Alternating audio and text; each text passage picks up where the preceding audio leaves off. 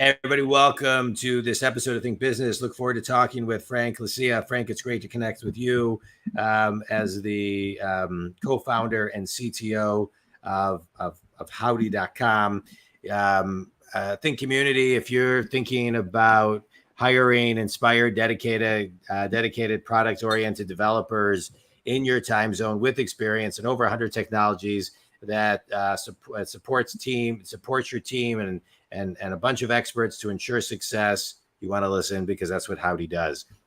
Frank, it's great to connect with you. As we dive in, I'm a business coach, and one of the things I do is work with people all over the globe who are successful but stuck, and I get them unstuck. So I love this podcast. I get to have guests like you on to help people get unstuck, which is in alignment with my mission. Where's an area that you've been stuck in your business, and how did you get unstuck? Yeah, absolutely. What a great question. So I think I was kind of stuck when we first started the business. What we do is companies come to us to help build teams, nearshore teams. So sometimes that's software development, sometimes that's customer support and so on. And our first customer came to us wanting a software engineering team. And in true lean fashion, it's the kind of thing where we sold it before we actually had it.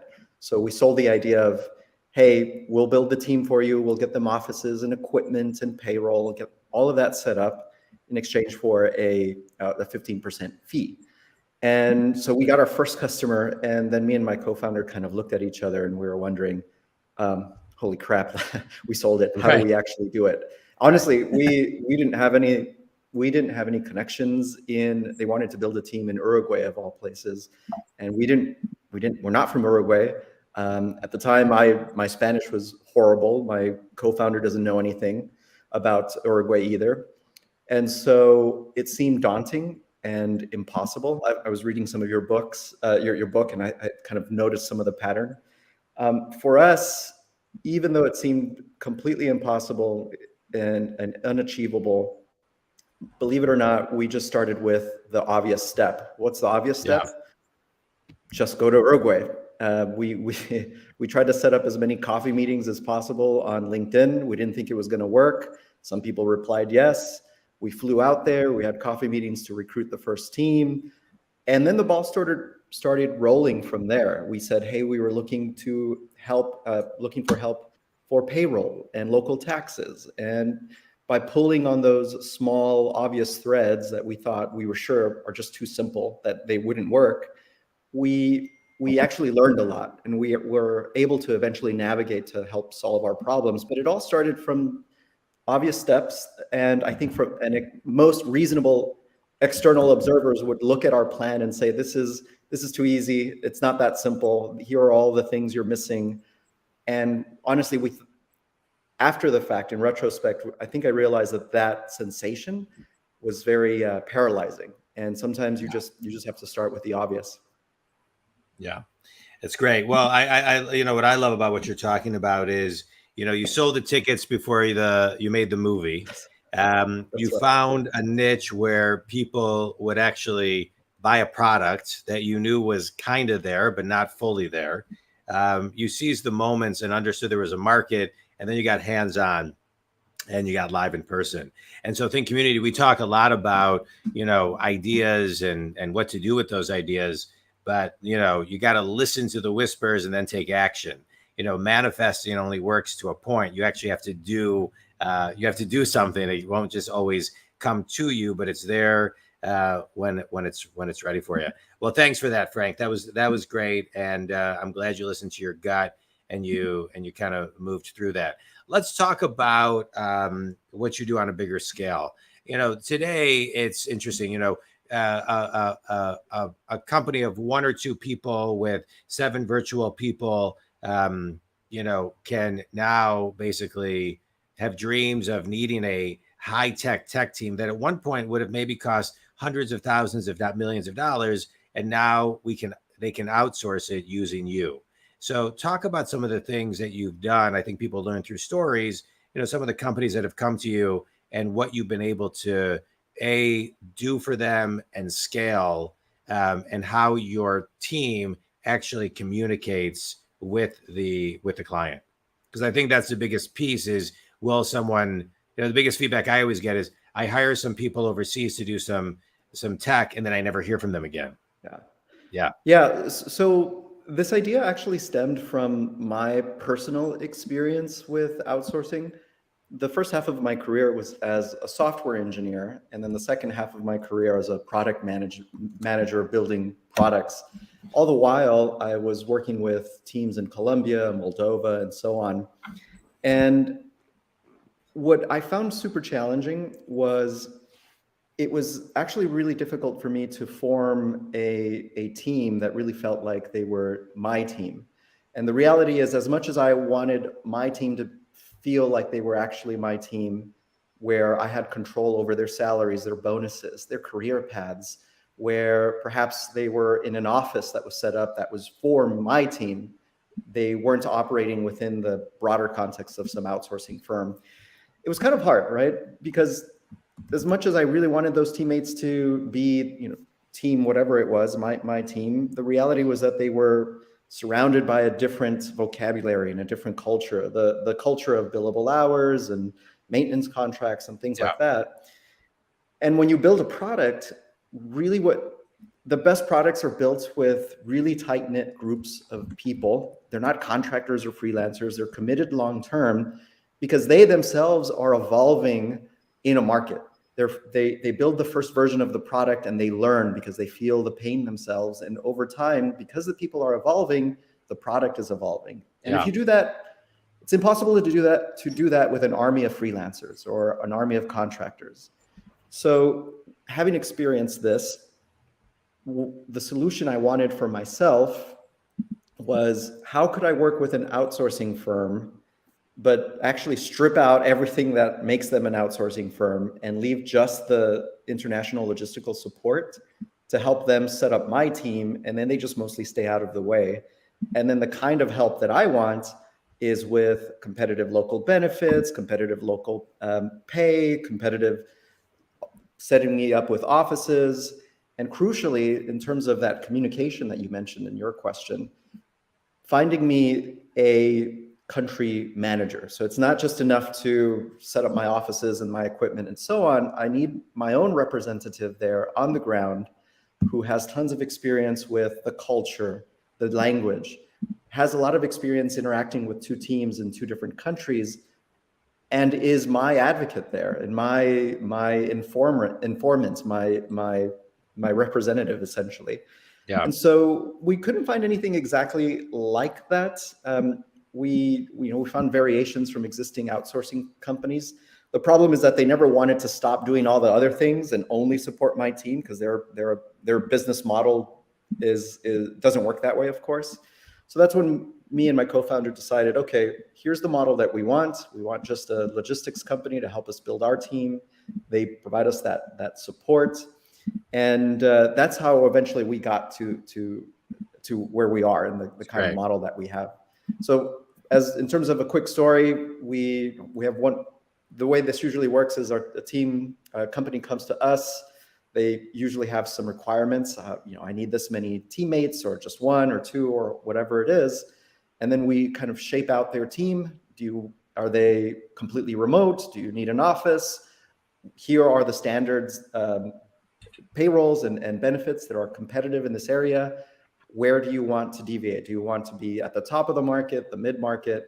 And we set all of that up for us. So for our teams and the companies that work with us, it really feels like they've got, let's say, the software development team in Austin and the other software development team in Colombia, and they have two offices, and that's the kind of support that we provide.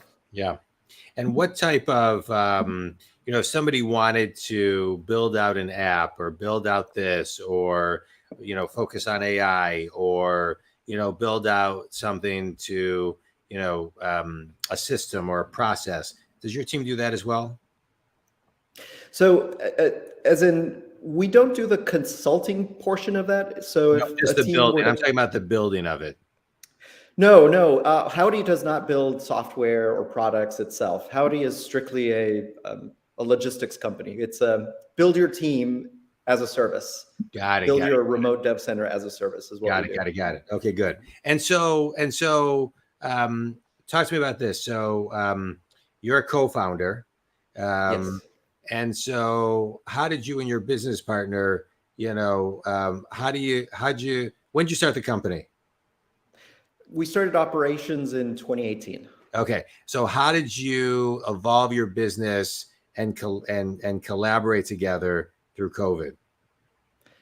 That's really interesting. During COVID, at the beginning of COVID, we were pretty scared because we were starting to see some layoffs. Companies were slowing down. I think it was the uncertainty.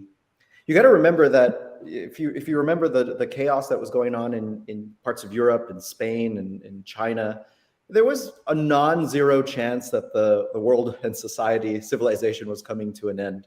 And so some companies started to hedge their bets a little bit. And so we saw some slowdown in hiring and some layoffs and things like that. And so me and my co-founder, at the beginning of this, really were worried. We thought, okay, I guess we started in 2018.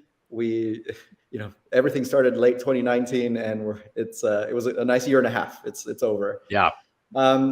But it's almost as though companies, it's the uncertainty that seems to really paralyze companies. Whether we know that there's a coming recession or we're coming out of one, companies will adjust and continue their normal operations just at an appropriate rate. But not knowing whether things were going up and down caused people to take a more protective posture. Once things stabilized and we realized that civilization wasn't going to end, our business really took off. And what's really interesting about that, along with Zoom and all the other remote teammate technology, remote organization, remote work technologies really, really took off. So did our business. And we very much follow that curve. So perhaps during the COVID hotness, there was a lot of overhiring. And now companies, if your listeners are familiar with the layoffs that are happening in tech, they just peaked like a quarter or two ago, and they're still continuing. The layoffs are kind of slowing down in pace, but they're still there. And naturally, we see that impact our business too, right? So we definitely ride that hiring frenzy and then that layoff frenzy in a cyclical fashion with our business. Yeah. All right. Good. What's one lesson you took from all that?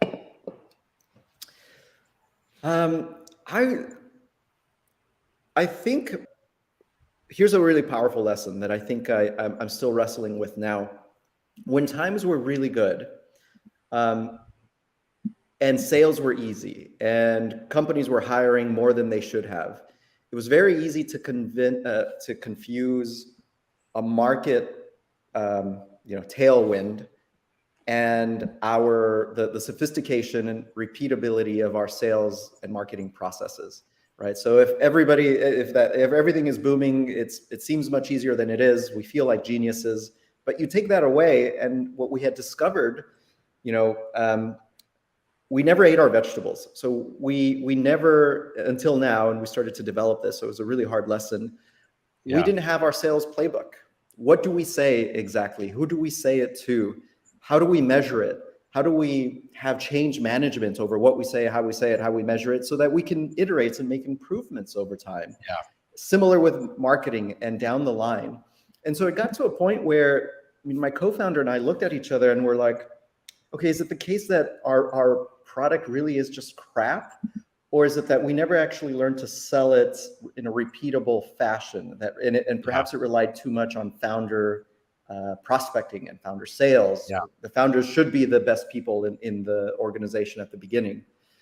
And then what we found was that we had to go piece by piece. I had to get back on the sales and demo calls. I had to go back to prospecting and cold emailing. I had to pick up the phone. So did my co-founder, so that we could build those processes up and that muscle up when we should have done it much, much earlier. So it was a kind of a hard look at ourselves and our business and where we had gone. And I wouldn't change it. We're in a much healthier state now, but it was kind of painful and a bit embarrassing, honestly. Well, I hear that a lot. I work with salespeople, managers, VPs, owners, C-level execs, and I work with a lot of salespeople and a lot of organizations to help them grow their sales with their salespeople and help them build sales playbooks. Because it's sometimes as you're growing and you're just working really hard and wearing all the hats, and you get to a point where it's like you don't have time to go back and do it, but you have to do it, and that's. Yeah. You want to start early, think community. I always think it's really important. Begin to catalog and document things as early as you possibly can. Even when you think it's unnecessary, you're going to look back and you're going to want that content. So no, I think it's great. All right, Frank, let's do a quick speed round. What's either a favorite TED Talk, book, or article that had an impact on you? There's a book that I'm reading right now. I think it's called Smart Brevity by the smart people at Axios.